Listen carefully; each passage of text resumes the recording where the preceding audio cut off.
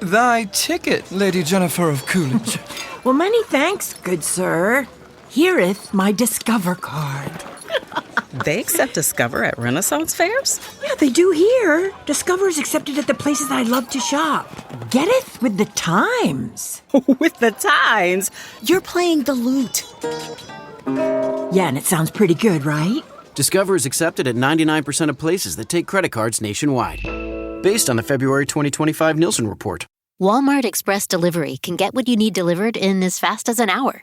Whether it's baby formula when you're down to the last scoop, pet food before the bowl runs empty, batteries for a dead remote, or a last-minute gift, it is handled. Try Walmart Express Delivery today and get free delivery with promo code EXPRESS. Promotion valid for first express delivery order. $50 minimum. Subject to availability. Restrictions apply. For exclusive podcasts and more, sign up at patreon.com/partnersincrimemedia. This week's Law & Order Marathon winner is Alexandria Skurlock of St. Louis, Missouri. St. Louis? Oh, damn. St. Louis? St. Louis. You ever heard of St. Louis? I've heard of it. Maybe once or twice. Yeah. I saw it and I thought, Prince Louis. This week's Law & Order Marathon winner is Alexandria Skurlock of St. Louis, Missouri. Alexandria will get a marathon decal showing she watched 26.2 hours of her favorite crime show. To be next week's winner, sign up at lawandorderpodcast.com. I'm Kevin Flynn with Rebecca Lavoie and Ronald Young Jr., and these are their stories. You think you know who did it, but you don't know who did it. Law and order, law and order, law and order. It's no ordinary police procedural, baby. It's the FNOG of police procedurals, baby. Law and order, law and order, law and order, law and order. These are their stories, these are their stories. Welcome to the Season 10 finale of These Are Their Stories, the podcast about network TV's most enduring crime franchise and the real-life cases that inspired their shows. I'm Kevin Flynn. Each podcast will break down an episode from either Criminal Intent, SVU, or Original Recipe. And today we're looking at Special Victims Unit, Season 22, Episode 5, Turn Me On, Take Me Private. And she got on camera and told her fans that she wanted somebody to sneak in, hold her down, and assault her. Now, we know she didn't mean that literally, that she didn't consent to it, but it could get complicated for a jury. Well, lucky that they have you to explain the difference between fantasy and reality, counselor. Joining me to do just that is true crime author and the host of Crime Writers On and Netflix's You Can't Make This Up podcast, Rebecca Lavoie. Hello, Rebecca. Hi, Kevin. Rounding on our panel is our very special returning guest, the one who's when I announce his name, there are a bunch of listeners that tell me, they go, "Oh, this is going to be good." Yes. It's Ronald Young Jr. Yes. I need everyone to lower their expectations right now. All right. I'm not dancing here for I'm not here for your appreciation. All right. I'm here out of the love of the game. Okay. Well, what if I pay you 50 tokens? Ding, yes, ding, ding. Yes, I'll do anything you ask for 600 tokens. Ronald, you have a fabulous Patreon. We are subscribers. We love, you've got Leaving the Theater. You've got all sorts of extra content. And I wonder have you ever noticed the parallels between you and the cam girls at SugarFap? Oh, my God. My God. What a transition, Kevin. No, I have not seen actually, now that you're saying that, you know what? I never go live. You're putting me into existential crisis right now. I never go live. Maybe that's why I never go live, because I'm like, what am I going to do? Get on there and take a bunch of requests from the people who like my podcast, and so I can entertain them on camera. So no, I don't see the similarities. Yeah. You need a big wheel to spin. Be like, going to show my feet now, or what? Just something weird that people want. Yeah, nobody wants to see my feet, no matter how many times they spin. But yes, thank you for making that connection for me, Kevin. I feel great. Rebecca, how about you? Do you feel like you have to perform like Kendra Dream, the cam girl? Unlike Ronald, I do have a live YouTube show. Mm-hmm. And it is very similar to SugarFap, except for the lack of nudity, lack of sexual content, and lack of being interesting. Yeah. Well, there wasn't actually a lot of nudity on SugarFap either, but... SugarFap. The fact that it's called SugarFap? I know. There's a Redditor in that writer's room, right? The writers here went. I cannot wait to just get into the first 5 minutes of this episode because it is amazing. But before we do that, we still have some business. I know I've asked the question, but Ronald, of all the franchises, which two cops are your second favorite Law and Order detective team? Second favorite Law and Order detective team. Second favorite. Oh my God. Because you know what my first favorite is? It's Finn and Munch. And I already know that you love Casey Novak. Wow. Why would you do this to me? Okay. Because I want to keep you on your toes. Okay. My second favorite DA is Alex Cabot, obviously. Mm-hmm. Yes. And I think my favorite detective duo, I mean, can I go with Olivia Benson and Finn? Sure. Yeah, you can mix it up like that. They Sure. pair up. Okay. They pair up. Yeah, because they've had a couple of good episodes, like especially the one where Olivia Benson has to go undercover in the prison, and Finn is the one that basically saves her. Like that was a really good episode. So seeing them paired together is something that reminds me that Ice-T is not just a guest star on this show, which oftentimes, even though he's a regular on the show, he feels like a guest star. That's right. Right. It's like he didn't go to rehearsal. He just parachuted in, did his lines, and then left. Yeah. And I'm like, he has a trailer. They wrote him in. He's at table reads. This is his job. Like, this is his main job. What are we talking about? It's like having a podcast. All right, now let's take a look at the first half of this episode. Special Victims Unit, Season 22, Episode 5. Turn Me On, Take Me Private. Zoe Carrera is making her way through COVID by working at a food pantry, getting help for her ailing father, and showing dem titties to an army of pervs is Kendra the Cam Girl. Tonight's show will be Kendra role-playing about a woman being raped, and the audience is shocked to see an actual masked man enter through the window and assault her on camera. So what are we looking at here? Was she assaulted or was she role-playing? Well, it's unclear. Larry says that he's her biggest fan. He swears that she always works alone. Okay, but she didn't report this. I checked SVUs in all 5 boroughs. Nothing. But she could be reluctant to come forward. When a fan reports the attack to SVU, Captain Olivia Benson and ADA Sonny Carisi go to the headquarters of SugarFap. They present the CEO a subpoena for Kendra's contact information to see if this attack was real. They locate Zoe, who says that she didn't want to report because she thought the police would laugh at her. The cam girl says the relationships with her viewers can be intimate, but she never shared her address with anyone. With Olivia by her side, Kendra contacts some of her fans, several who watched the attack with concern and then went right back to gooning. Oh my God. I don't like that people have discovered the word gooning. Yeah. I hate it. I hate it so much. But the guy who's known as ShyGabe says how great last night was and that they were able to role play together. Gabe Miller tells Sergeant Finn Tutuola he believes the come-ons from Kendra are real and that they are deeply in love. And Carisi says that a jury will not be sympathetic to a sex worker, especially if it looks like the violent role play was consensual. Zoe tells Detective Kat Tamlin that she wants to keep her double life as Kendra a secret and won't testify. Carisi's only option is to offer Gabe a favorable deal, but just before they enter the plea with the judge, Gabe changes his mind, fires his attorney, and decides to represent himself at trial. Yeah, okay. I love it when they do that. Okay, so we open on Kendra Dream shaking it for her online audience. And I will say, guys, the chat room is lit. Is it? It is absolutely lit. NBC just told the writers, go ahead, have fun with it, do whatever you want to do with it. No one's going to freeze frame this and talk about it on a podcast someday. So let me tell you about some of the handles in the chat room and what they're saying to each other. All right. Okay, ready? All right. We've got the high bidder, who is 10-inch nail. Okay. Yes. Okay. Yes. We've also got Mason Jar 69, Wolfman, and Big Papa OG. Wow. There's Dudeville. Maybe it's Liz Fair. I don't know. Wow. We also have Show Me Tatties. Tatties? Tatties. Show me yes. tatties. Show Me Wow. Tatties. We have the Master Bader. Oh. Yep. Yeah, I saw that one. I didn't like that one. I really did like that one. We have Polly Queen with a cute W, who enters the chat saying, "Namaste, Earthlings." Wow. That's a mood killer. We have Pickles. Boner shrinker. Yeah, we're boner shrinker.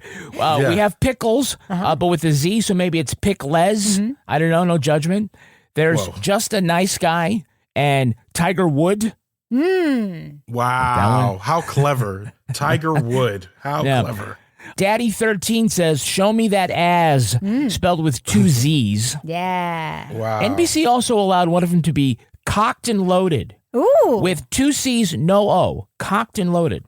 2 C's, no O. Meantime, someone named Joystick and Cool Tom 20 are in an argument with Big Doc. And Doc has 4 Ks.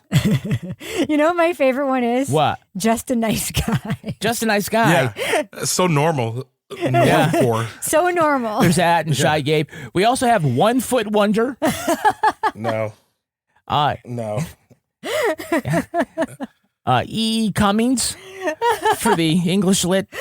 Are you messing with me? You're messing Nope. with me now. No, E. Cummings with a Z at the end. Always a Z, always a K, and always a Z. 2 lowercase E's, just like E. Cummings.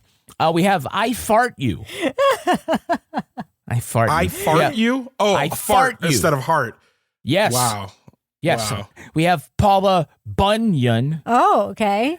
And my personal favorite, Mark Thatcher. Just like some guy goes in and uses his own name. Yeah, it's like me on Reddit. Wow. Yeah. User Rebecca Lavoie. I go into things, it's like, is it really you? I'm like, it is. Who else would use my actual name on this platform where no one uses There's no their reason for me to change it when I've been fighting. So Kendra gets paid by tokens, right? They buy the tokens and they give it to her like that. So Daddy 13 wants to see her naked, and Kendra says, no strip without a tip, Daddy 13. So he pays 50 tokens and is probably asking himself, why is it on me to pay to get her naked? There are 50 other pervs here. Why am I picking up the tab? No one is Venmoing him any money for their share of the titties. That's right. Not that I've ever known anything about cams or any of that, but I do know that there are ways in which in cam rooms you could do kind of a collective bargaining situation where everyone's paying money, or you could do a situation where you pay a bunch of money yourself. And it seems like in this situation they were not doing collective bargaining. It was one person paying for her to do the stripping, which is, you're right, that's a lot of pressure on one person. I love the idea of like a cam girl audience union. So our union rep is going to talk to Kendra and be like, so here's where we are. Yeah. We would all like to play $3 to see them tatties. Yeah, there you go. Them tatties. Yep. And that ass. And that ass. So we have this bidding war, and so it's 10-inch nail who wins, and so it means that Kendra will now spin the wheel of fornication. For what tonight's big show will be. Tonight's show is going to be sexy. We are going to role play. So the other options on the wheel. Yes. They included porn audition. Oh. Story time. Work that pole. And pizza. So are like, look at that stuffed crust. So later at the big 10 o'clock show, we see Kendra handcuffed to her chair, acting out a rape scene when someone all dressed in black enters an open window and takes her from behind. Of course, it's January, so I don't know why the window was open, but okay, we'll just let that one go. So she is now being attacked on camera, and the sound effects for the tipping go wild. Everybody's ding, ding, ding. It's like being on the floor at the Golden Nugget. Yeah. You're like, this is really bad. Ding, ding, ding, ding, ding. Like, I know they were doing it as like effective storytelling, but I remember as it started happening, I was like, yuck.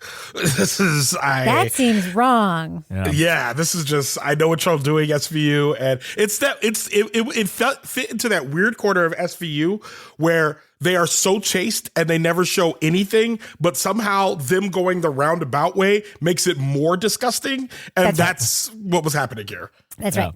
So the crime never would have been reported if 10-inch nail hadn't recorded the assault on his phone. You ever try to find out where she lived, Larry? No, I'm not a creep. Look, something bad happened to her. I tried to reach out to her all last night.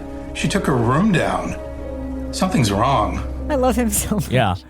Finn asks, why did you record it? And he says, because that shit's fire. That's not what he said, is it? No, he was thinking it, though. No, he said because he knew something was wrong. I loved this guy. The fact that this guy's username was 10-inch nail. Talk about aspirational. He's trying to manifest hard, right? Yeah. He's like, I'll never have to prove it. I love the fact that it was so specific to like 9-inch nails, plural, and he just goes 10-inch nail, talking about a dick, to be clear. That's right. Only one thing this could be. Besides an actual nail. Yes. Well, don't forget 1 Foot Wonder, too. So they go talk to Wait, is that a dick reference? 1 Foot Wonder? 12 inches. Oh, okay. I just learned something. You think it was Wiki Feet? I don't know. I thought maybe it was like somebody who'd lost a leg. Like, I don't know. Paraplegic. Takes all kinds. Yes. No. Sorry, I didn't know. I'm very innocent.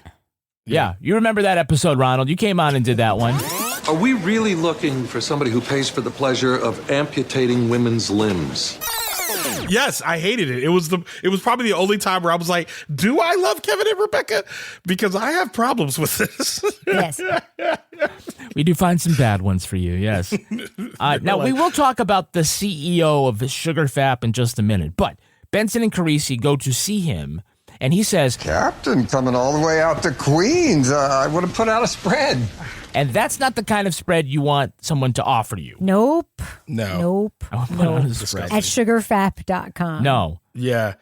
Now, the walls of his office, he's got like this widescreen TV with 12 picture-in-picture things, and it shows like different women in different places doing some like PG-13 network-appropriate grinding.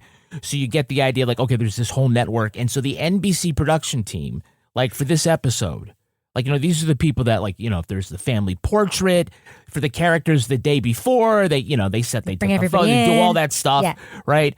They ask the actors, do you have a picture of you as a child so we can show you as a child? Yeah, so we put Photoshop you all together on the boat that blew up, you know, whatever it was. Like, they have that job, right? I love that job. Basically, they do this and like, okay, we need to show like there's this whole network going on. And they could have stopped once they had those 12. But they're like, hey, let's also do 3 widescreen TVs and get it, but just for fun. Okay, can you do this again? And we'll videotape it, but put on this blonde wig. Yeah. What was the casting call for that like, you think? I don't know. Show me your tatties.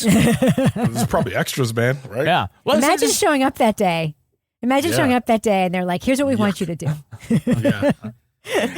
Who wanted to intern? They're like, where's Olivia? Like, nope, not here. Not today. Not for you. Well, it was COVID. And I mean, this is a recurring theme that we'll talk about. But like those extras could have literally done all that stuff at home. I mean, they could be actual cam girls. God, but Kevin, this episode makes so much sense now because so many of the production elements they were able to do remotely. Yes. Holy cow. Yeah. Well, I mean, the CEO, the pornmonger, and that's how his name is listed as pornmonger. He says that since the pandemic, a lot of sex workers have been camming, and it's hard for him to compete with amateurs. So the women are always sort of pushing the envelope. And he's very troubled that one of the customers might have attacked one of his cam girls saying, Oh, dear. If that's true, this is indeed a dark day here at SugarFap.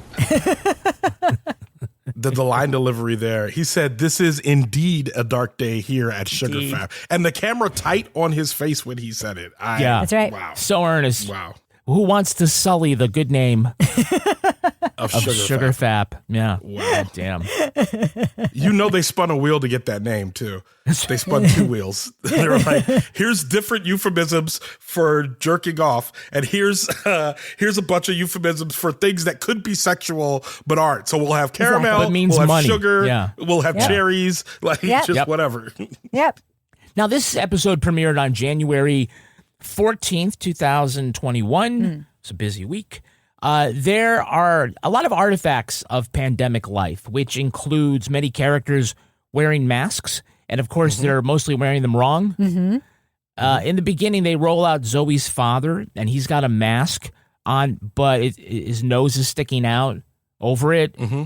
Because it wasn't until much later in the pandemic that we became aware that the nose was also connected to the respiratory system. It was a shocker to a lot of people. You know what I loved?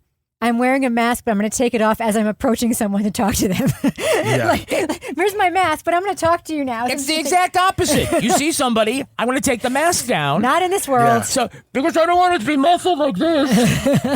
We get outside and 10 feet away, let's take them down. Other than that, it was so funny too, because there'd be so many opportunities, especially when traveling, when people were telling you had to take your mask off to do something, and like on the plane when you're doing the security picture, any of that stuff where it's just like, oh, you got to take your mask off. I'm like, I'm going to get sick. This is exactly where I'm going to get sick.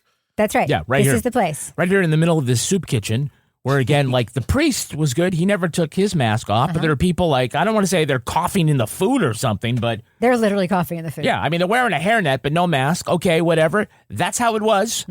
But Liv and Kat go and they find Zoe working at that soup kitchen, and Kat has a still frame on an iPad, of her being raped, and there's no screensaver. It's just there the whole time. She's carrying it under her arm, walking around the workplace. Someone's like, "What is that? Is that Fruit Ninja?" Nope, not Fruit Ninja. Is that your camera app? You're trying to take some video? Police business. Don't look at this. Is this you? Have you seen this boy? Have you seen this boy?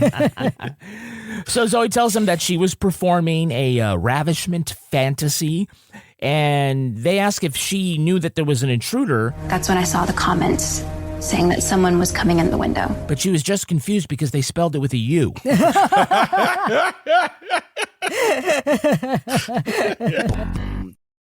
All right, let's start with Hey, It's That Guy. Okay. Hey, it's that guy. Who is that playing? And I will check the official cast notes for the character's name. Oh, yeah. Mr. Coogan, Pornmonger Man. Oh, I know who that one is. That is John Waters. First, the internet wiped out all the real filmmakers. And now, an amateur can't compete with a real live girl alone in her room doing what she's told to do. Besides, it's consensual, social distance. Director of such cult films as Hairspray, Crybaby, and Pink Flamingos. He embraces his bad taste. He's been called the Pope of Trash and the Prince of Puke. He says, some call me director, producer, filmmaker.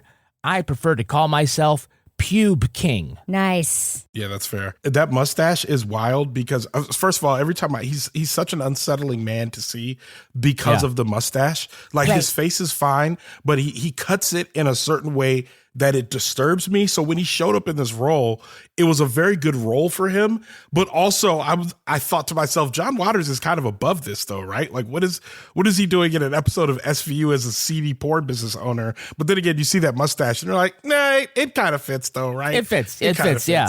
That little tiny mustache. Waters has had success repackaging his shock films. Hairspray, it's a hit musical on Broadway on the big screen. A couple of years ago, he staged a table read of his X-rated film Pink Flamingos, which the parts were read by children. What? It was called Kitty Flamingos. Says he made it kid-friendly. Okay. Kind of wrote it up. And yeah, so I don't know have you seen Pink Flamingos, Ronald? I've seen nothing that John Waters has made. I only know him as the character. I don't know him as a director. I saw like 2 minutes of one of his movies where somebody was like eating poop or something. Yes, that's Pink Flamingos. Oh, I saw that one part. Yikes. Yeah. In the original Pink Flamingos, it was famous because the characters tried to out-filth each other. Yes. Famous scenes including the crushing of a live chicken during a sex scene. Yes. A party where a contortionist flexes his prolapsed anus to the rhythm of the song Surfin' Bird. Bird, bird, bird. Bird is a word. And the finale is where a drag queen picks up actual dog shit from the ground and actually eats it. That's the part I remember seeing. What was the context in which I would have seen this? I can't even think of it. I don't know. Oh, I don't my know, God. But I've judged you. I've judged you for that context. It wasn't consensual. Let me just tell you that. I don't think you can see it on like cable TV or anything. I think that's like a special DVD from the back of the store. Back of the store, yeah. I was going to say the only way you can see it is non-consensually because someone just has to put it in and has to press play and they can't tell you what they're putting on. Like, what's this? Yeah. Hold on, kids. By the way, John Waters was considered for the role of John Munch in Homicide. No. Yes. That would have been it went something. to Belzer. Wow. No, can you imagine, Ronald, what that Munch would have been like on SVU? if John Waters played him, it would have been terrible. Yeah. Yeah, I can tell you right now, my number one detective duo would not be Munch and Finn if that were the case. I don't think Richard Belzer would have had such a illustrious career being in all these Dick Wolf shows. Absolutely not. No. I mean, it would be like, Munch would have the same paranoia just with a pencil-thin mustache, Yes. Yes. They would have written full seasons with Finn doing nothing but roasting John Waters. That's right. Just from walking in the suit. Just be like, That's right. oh, this guy again. Here he goes. Oh, that's messed up. Yeah. So tell me, who's the actor playing Gabe Miller, a.k.a. ShyGabe? It was time. It was time. We were both ready. When she said that she wanted to be ravished, she looked right at me, and I know her voice. She wanted it. So it was the first time? Yes. That is two-time Tony nominee Alex Brightman. He had a recurring role as Herbie on The Blacklist. He also starred as Dewey in the Broadway version of School of Rock. Oh. That's the Jack Black character. He also originated the role of Beetlejuice on the stage. And more recently, he played Richard Dreyfuss in a Jaws-themed stage play called The Shark is Broken. That's funny. That's funny. Yeah, that for real. The whole play, the three characters are Dreyfuss, Robert Shaw, and Roy Scheider. Yep. And they're all stuck on that boat, the Orca, during production delays for the filming of Jaws. And so they're three people trapped. They drink, they argue, they make fun of the writing. It's basically this podcast. I love that. That's the first IP-oriented production that you just listed that I would actually go and see. Yeah, I would watch that. Yeah. I would watch that. That's entertaining. It's like My Dinner with Andre, but on the set of Jaws. Yeah, exactly. Yeah. Incredible. Yeah. Alex is married to Jenny Ravitz, who is the casting director for all three Dick Wolf One Chicago series. Oh, makes that's sense. how this happened. That's how you got there. Okay. But unlike most casting directors, Jenny said that she would get him the part so long as he didn't have to sleep with him. They've been married for a while then, eh? She's just like, give me the night off, Yes. and you get the part. That's right. Get off of this couch. Yeah. We have a Hey, It's That Girl. We do. Hey, it's that girl. Tell me the name of the actress playing Zoe Carrera, a.k.a. Kendra Dream. I was acting out a fantasy. It was role play. I didn't actually want to be assaulted. I was crying. I was saying no. He had to have known I didn't want that. She looked like someone I should know. Don't know her, but I know she's coming up in her career. Yeah, that's two-time Tony nominee Eva Noblezada. You can see her right now on Broadway as Daisy in the Great Gatsby musical. Wow. That opened last week. Her husband, Reeve Carney, is Jay Gatsby. Wow. In that. He played Peter Parker in the Star-Crossed Spider-Man musical for 3 years. Wow. 0 injuries to him. Incredible. Many more for his stunt doubles. Yes. You mean yes. a Spider-Man Turn Off the Dark? Yes. He was Peter Parker. Wow. How was that show ran for 3 years? I thought people kept getting hurt, so they just were like... People wanted to see the train wreck. That's how. Yeah. Wow. They were like, maybe John Walters will come out and eat dog shit. We know somebody who was a swing actor on Spider-Man, and we were like, is it as bad? He was like, it was so much worse. So much worse. Wow. Yeah, I'll bet, man. Sheesh. We've got a repeat offender. Repeat offender. Back as Judge Felicia Canto is two-time Emmy nominee Ida Turturro. Yeah. Yes. I'll need to see a proffer, exactly what you plan on asking this witness. And if I do agree, you will have very narrow parameters, Mr. Miller. Violate them, I will hold you in contempt. Best known as Janice on The Sopranos. Mm-hmm. Speaking of judges, do you know the name of the actor playing the arraignment judge, Judge Serrani? No. Well, I would advise against it, Mr. Miller. However, that is your right, and I am ordering Ms. Meyerson to stay on as co-counsel. His name is Michael Mastro. I wanted to point him out because as of January, he has played this judge 31 times. One more will tie him for the second most appearances as a judge in 24 seasons of SVU. The record holder at 43 appearances is the late Joanna Merlin, who played Judge Petrovsky. Right. Joanna, as a child, made her screen debut in The 10 Commandments. Really? Yes. What did she play? She played a little kid. She played a bush. It was burning. She didn't play a burning bush, no. She was fleeing, Yes. and whatever. She was one of those She was kids. fleeing the plague or something. Yeah, but she originated the role of Zeidel on Fiddler on the Roof for all you Broadway fan. She was also a Broadway casting director. Wow. Didn't have to sleep That with anybody explains for a lot. that. But lastly, can you tell me who's playing Aaron Carrera, Zoe's father? I don't know. Is that somebody we're supposed to know? Yeah, that is the late Elmo Delgado, best known as Luis on Sesame Street. No. Whoa. Yes. Zoe, your boyfriend's such a nice man. He brought me ice cream. He's not my boyfriend. Oh, that is him. I see his face. him. Oh, that is him. Wow. Yeah. Oh, he looked different. His like I've noticed he normally has a round face from a kid. Like seeing him on Sesame Street, his face looked very more gaunt in in this episode, but it's still the same face. Like it's still him. Wow. Yeah. He died not long after this. He had cancer. But like you said, he's best known for being Luis. This is his second appearance on SVU. The first, he played an employee at a fertility clinic. Mm-hmm. He was a janitor with the nastiest mop ever on network television. Nice. That episode was brought to you by the letter D. Oh, Kevin. D for what? Dirty. Yeah.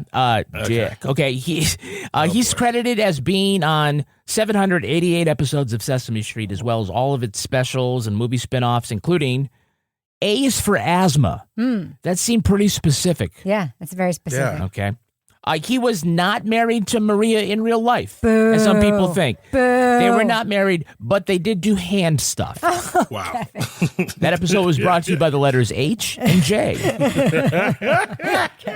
Back in the 90s, when all of his fans went to bed at 7 p.m., he appeared in other TV shows and movies. He had a recurring role as a newspaper reporter on Lou Grant. Mm-hmm. And because of his features, he was often cast as Native American. So he was on TV in I Will Fight No More as Olacott, Mm-hmm. Tales of the Nunundunga as White Bull. Okay. Oh boy. And he was on the TV series The Chisholms, which was about a pioneer family going west. He played a warrior named Half-Breed. Oh, God. Oh, talk about getting fucked by a casting director. Jesus. Wow. A writer. Yes. Sheesh. Okay, so this investigation continues with Zoe dressing up in her lingerie and messaging some of her big fans. And so Benson is there off camera to support her.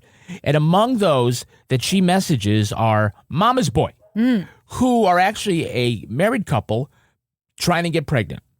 So the guy tells her, "We were worried. Amy lit a candle." Pretty religious for a couple going online looking for a fluffer. Yeah. I remember them pointing them out. I remember thinking, man, are they attempting to show some variety amongst the clients of cam girls? And it feels like a very specific scenario in this case that one writer was like, well, some couples are using cam girls to add spice to their relationships. And That's they're right. like, give me one example of that. And they're like, we'll just make it up. It just felt There we that go. way. That's right. Yes. So Zoe also says that, in addition to Mama's Boy, one of the regulars is Trey Slays. And we learned he was a day trader until he got caught masturbating on a Zoom call. Wow. Yet another artifact of COVID, not muting your microphone. That's right. Hello, Yeah. Jeffrey Toobin. I'm talking to you. That's right. Yeah, Oh, that's God. ripped from the headlines. Yep. When Zoe talks to ShyGabe, it's apparent that he was the intruder and was under the impression that this was not only consensual, but that it was her idea in the first place. So she stalls him long enough for Finn to trace the IP and break down Gabe's door. Just like that.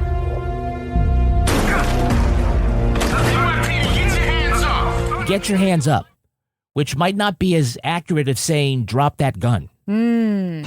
He's always the one who's got to go in and catch them like right in the middle. Yes. It's like, put your hands up, but just don't show them to me. Yes, exactly. Don't turn around. Right. Don't turn around. That's right. That's right. Face the other way. Face the other way. Face the other way. Take your Vaseline-stained hands and put them behind your back. It's like, wash your hands and then put them up. Yeah. Oh, So you might be God. able to slip right out of these Kevin! these handcuffs. It's Oh all my- lubricated. Yeah. Yeah. Just saying. Yuck. Yuck. So Finn and Kat interrogate Gabe, and they're playing good cop, bad cop. And Finn's coming down hard. You want to take her private? That's not going to happen. Sergeant, take it easy. And I think Sergeant Take It Easy ought to be Finn's nickname. Because it's Ooh, I pretty like that. accurate, Sergeant, right? take it easy. Yes. Yeah. Yes. Because, That's messed up. Doesn't quite raise the blood pressure in the same way. No. Carisi and Gabe's defense attorney spar over like what charges there are. And Carisi wants attempted rape. Attempted rape? It was consensual and there was no penetration. Why does everyone keep saying that? Maybe I can go down. Aggravated sexual abuse in the first degree. He said with no penetration, and then the dude said, "Why does everyone keep saying that?"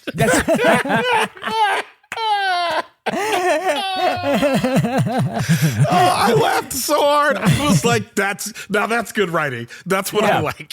He's like, "What are you talking about? I can get hard." Just the fingers. Hey, now. Yeah. So you remember that, like, Carisi starts with attempted rape, which is a C felony, and then, like, goes down to aggravated sexual abuse, which is actually a B felony, and more time in prison. Really? Yes. So that's what you get when you go to law school at Hudson. We are Hudson, where the bad guys go to school. Kevin, Yeah. I hate to correct you, but I believe he went to Fordham. Yes, but that defense attorney 100% went for it. Oh, okay. Yes. Okay. I'm going to make you an even better offer. Okay. Don't besmirch Fordham Law School, which does not exist. Night program, which does not exist. Well, when they go to enter the plea deal, Gabe changes his mind and he says he'll represent himself. People on bail. Remand. The defendant has been stalking his victim. I'll stay away. And judge says, okay, go home. Yeah, exactly. Fine. Just your word for it. Yeah. The guy who broke into a house and assaulted a me. guy who's been a judge 30 times has somehow found the right path forward for this criminal. Yeah, he just sent him on his way, and then he spun the wheel, and pizza came up, so they went to lunch. Oh, Kevin. Walmart Express Delivery can get what you need delivered in as fast as an hour. Whether it's baby formula when you're down to the last scoop, pet food before the bowl runs empty, batteries for a dead remote, or a last-minute gift, it is handled. Try Walmart Express Delivery today and get free delivery with promo code EXPRESS. Promotion valid for first express delivery order. $50 minimum. Subject to availability. Restrictions apply. If you're still using one of those free period tracking apps, it's time to level up. Natural Cycles is the only birth control and fertility app that's FDA cleared. It doesn't just guess based on your last period. It uses your actual body temperature to figure out your fertile days, so you can prevent or plan for pregnancy naturally. Plus, it's designed to keep your data secure. Join the millions who've made the switch. Save 15% with code RADIO15 at naturalcycles.com. You know that thing where you get an amazing pair of shoes at a really great price and want to tell everyone about it? Yeah, so do we. Here at Designer Shoe Warehouse, we'll give you something to brag about. Like the latest styles from brands you love, or the trends everyone's obsessing over, or shoes that make you feel like, well, you. So go ahead, show off a little. Find shoes that get you at prices that get your budget. Head to your DSW store or DSW.com today. DSW, let us surprise you. Now let's take a look at the second half of this episode. Kat and Carisi butt heads over how to handle the case against Gabe and how to protect Zoe. It's not fair. Aren't you supposed to protect the victim? Well, actually, my job is to uphold the law. Is there a reason that you don't like me? I just can't believe that you were ever a cop. At trial, the prosecution brings on the Kendra fan who taped the assault, but pro se defendant Gabe Miller gets the witness to admit he was whacking it right up until that moment. The SugarFap CEO testifies that Gabe attempted to get Zoe's address, but then concedes that there are a ton of cam girls playing out rape fantasies right now. On the stand, Zoe says the audience requests are sexual, but just fantasies, and that she clearly said no when Gabe put his fingers inside her. On cross-examination, Gabe goes through Zoe's greatest hits of loving flirts and naughty come-ons, including one where she says she wants him to break into her home and rape her. Gabe asks, how's he supposed to know what's real and what's fake? Carisi responds by bringing on several fans who all say Kendra told them she loved them too, much to the aggravation of the defendant, who challenges the witnesses as if they were romantic rivals. Gabe recalls Zoe to the stand to get her to admit that she said he was the only one she really loved. When she refuses to do so, he flips his shit and starts tearing up the courtroom. Afterwards, Carisi says Gabe has changed his plea and will serve 7 years. Kat says that Zoe has gone off the grid, probably unable to learn a living as a cam girl again. So, any idea, Ronald, why this season 22 episode is titled Turn Me On, Take Me Private? Yes. Turn me on is probably the camera, like, i.e. turn it on. Take me private is a phrase that people use during camming, because it means that you can basically take the cam person for a certain amount into a private room and pay a premium rate per minute to stay in there with them, and thus keeping them away from the rest of the audience and kind of having them to yourself. Wrong. Rebecca, why is this season 22 episode titled Turn Me On, Take Me Private? Because it had 22 characters in it, and that's what they used to do on this stupid fucking show. Yep. Oh, that's what season 22 episode titles have to have 22 letters. But Rebecca, how many letters are in Turn Me On, Take Me Private? Why did you let me do that? You didn't know that? No. Why did you let me say all that? Oh, because I'm not going to stop you once you commit. Yeah, I'll 21. There's only 21. They fucked it up. Wow. I will point. Private. Wow. Was there an exclamation point or something? No, I think they could have put an ampersand, Yes. right? Turn me on and take me private. Yes. But no, and I think, like, let me get the poison out, I think it's also just 21 letters. Wait, was there a comma? Maybe they're kind of a comma. No, there was no comma. It was just turn me on, take me private with no, like, clause. No, they blew it. It wasn't until afterwards. Semicolon. Yeah. Perfect place for a semicolon. Would it be perfect place for another character? I would hate to have that job. The job feels ridiculous to have to come up with that character limit, man. Especially when you mess it up in this way. And someone's like, because you could have just put turn me on, take me privates, and just thrown a Z on there at the end. That's right. And it would have been fine.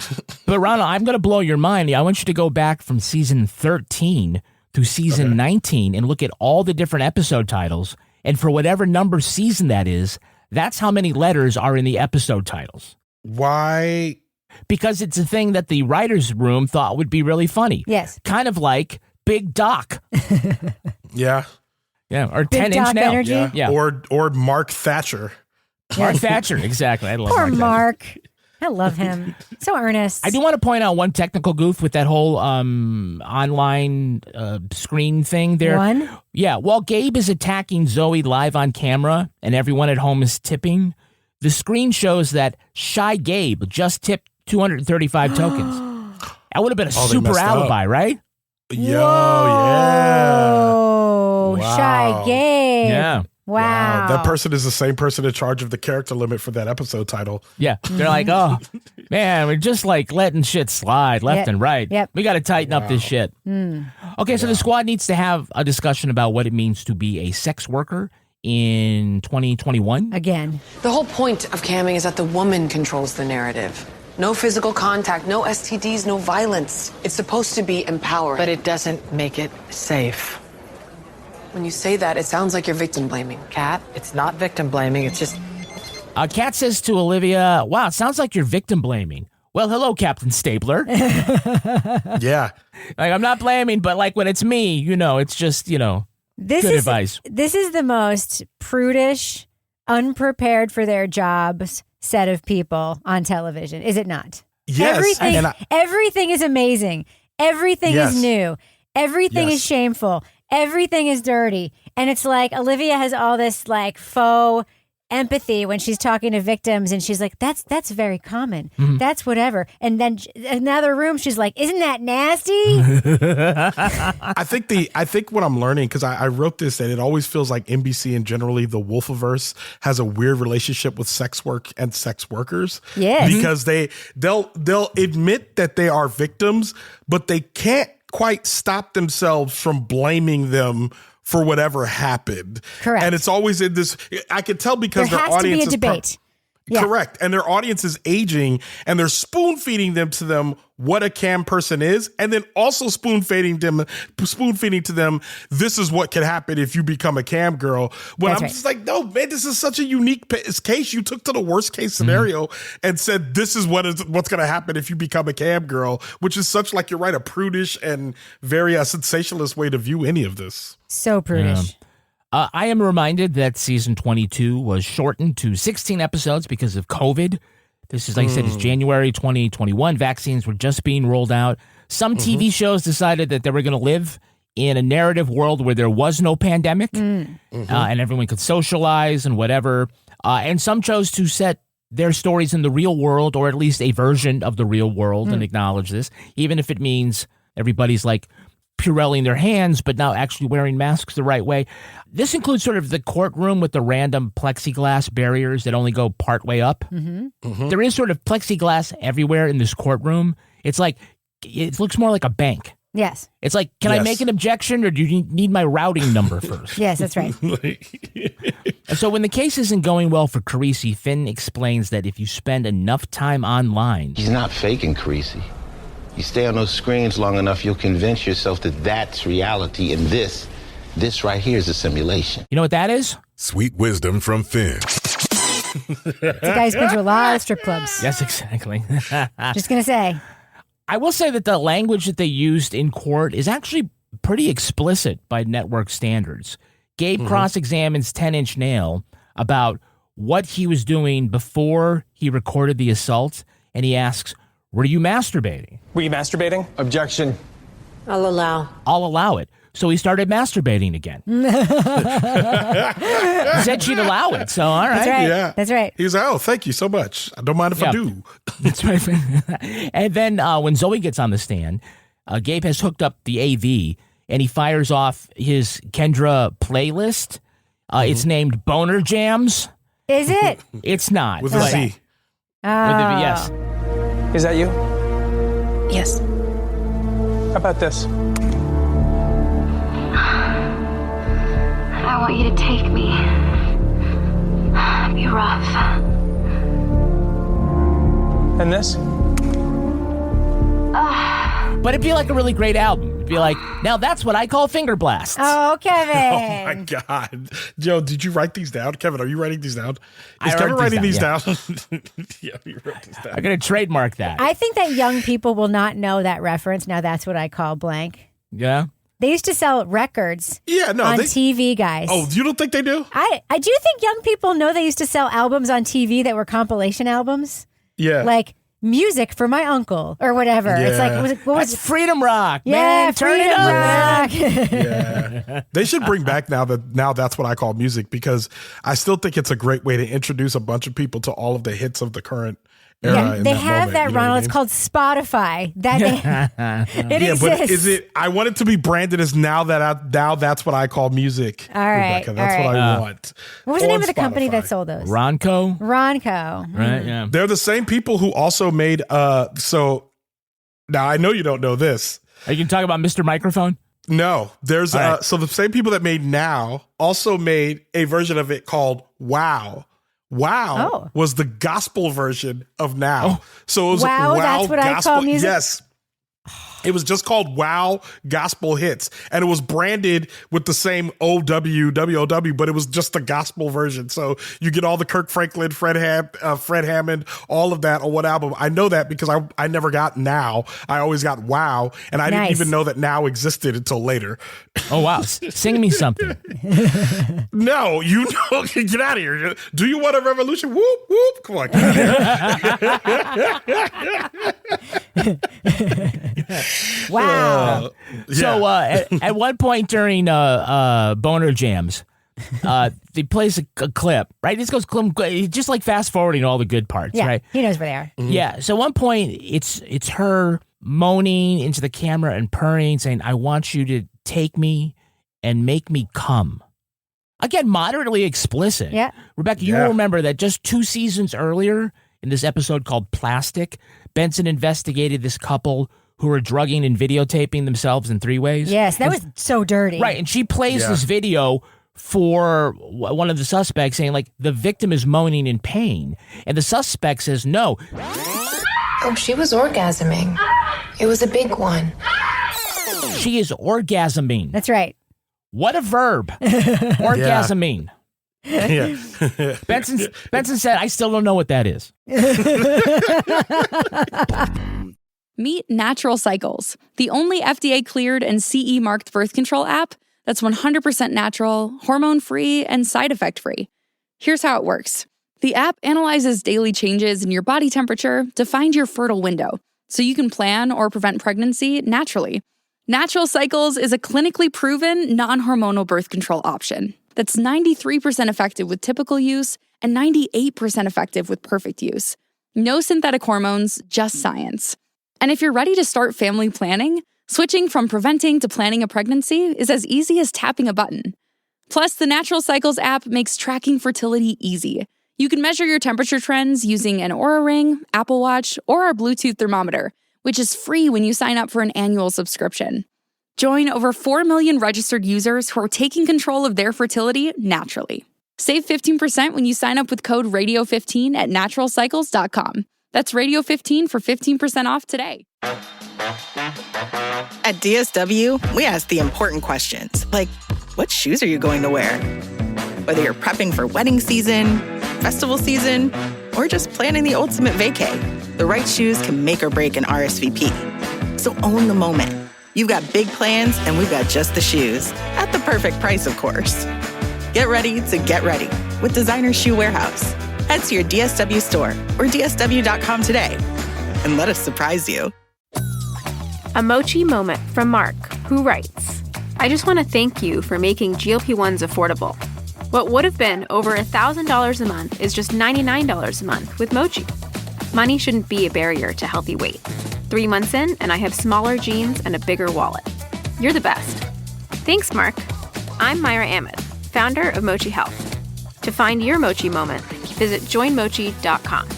Mochi members have access to licensed physicians and nutritionists and are compensated for their stories. Results may vary. All right, let's take a look at the real-life story that inspired this episode. It's time for Rip from the Headlines. You think you know who did it. You think you know who did it. But you don't know who did it. You don't know who did it. Rip from the Headlines. One of the characters in this episode is based on convicted killer Grant Amato. In 2018, the 29-year-old Florida man was living with his parents when he was sacked from his job as a nurse, accused of giving patients sedatives not prescribed for them. Amato told his family he was starting a new career as a Twitch streamer, but he spent most of his time visiting porn sites, where he became infatuated with a Bulgarian webcam girl named Sylvie. He'd regularly spend $600 a night to watch her private shows and began sending her expensive gifts. Eventually, he spent $200,000 on Sylvie, money he got from stealing his parents' credit cards. His family packed him off to rehab for internet and porn addiction. Amato moved back home on the condition he not contact Sylvie, a promise he promptly broke, so his father kicked him out of the house. In January 2019, Amato crept into his parents' home and shot his mother and father, then lured her brother Cody to the house and killed him too. He then staged the scene to look like a murder-suicide, but investigators weren't fooled. They arrested Amato. A jury would later find him guilty of killing his family. Grant Amato is currently serving 3 life sentences at the Florida State Prison.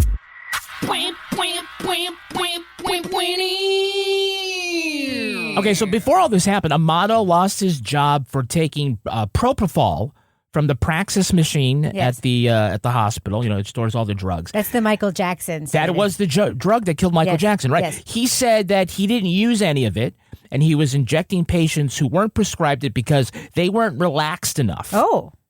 And so the police were called. They didn't charge him with harming any patients. They charged him with grand larceny because propofol is $200 a vial. Wow. So that's what they cared about.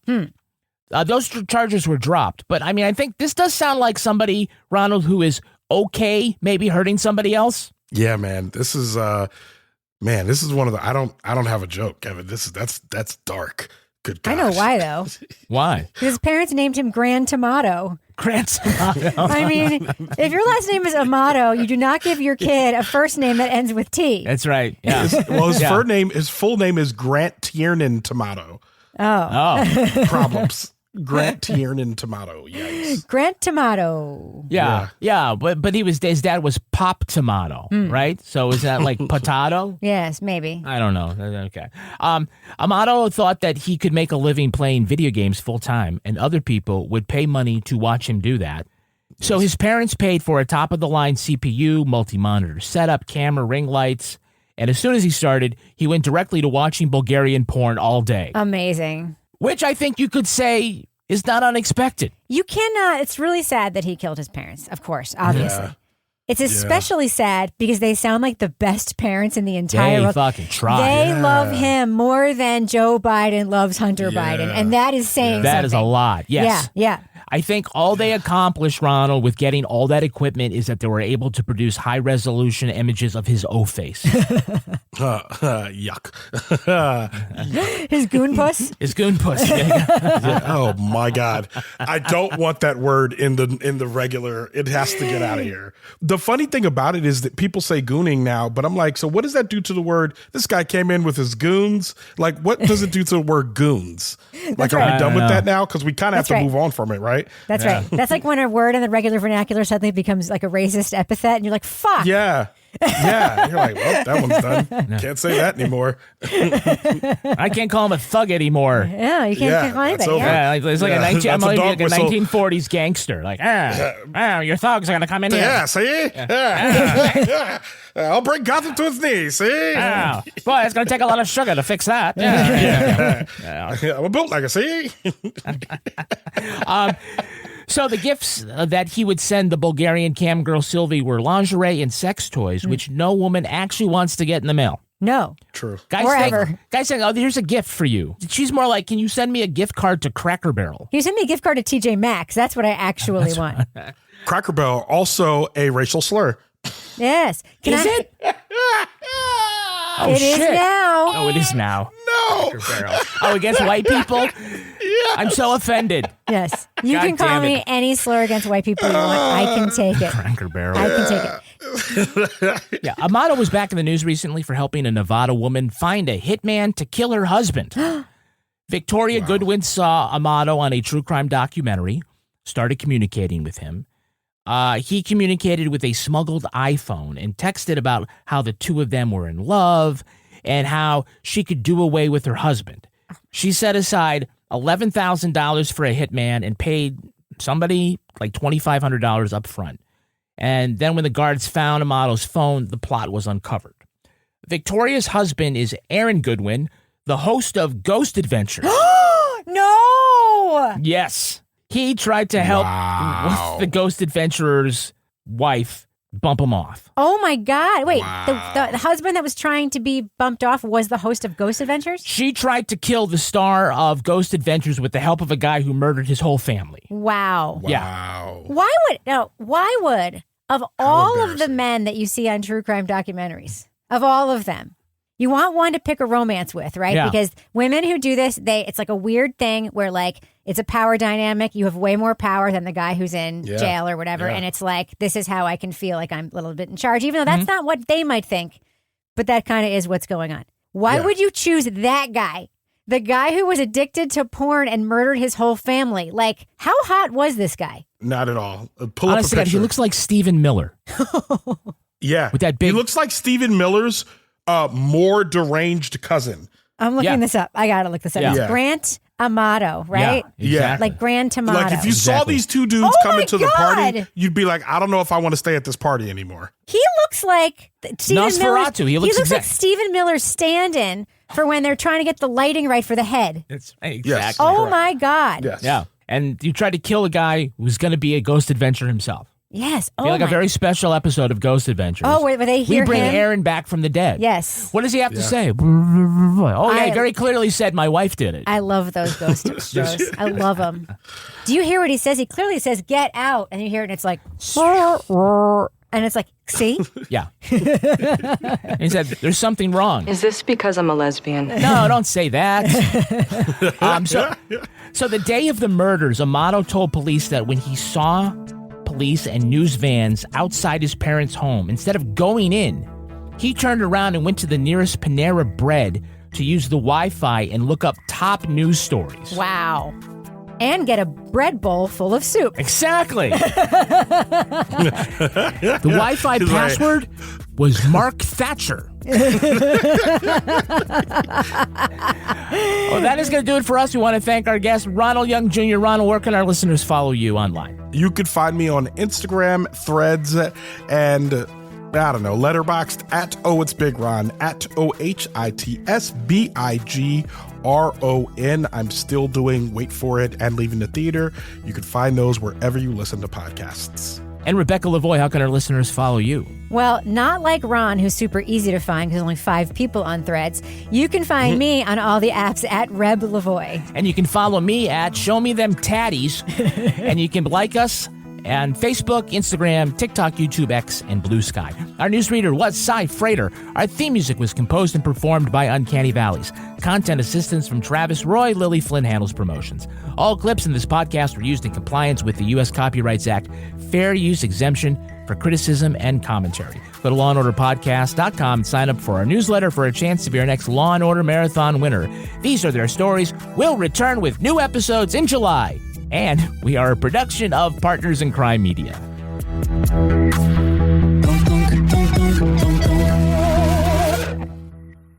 Partners in Crime Media.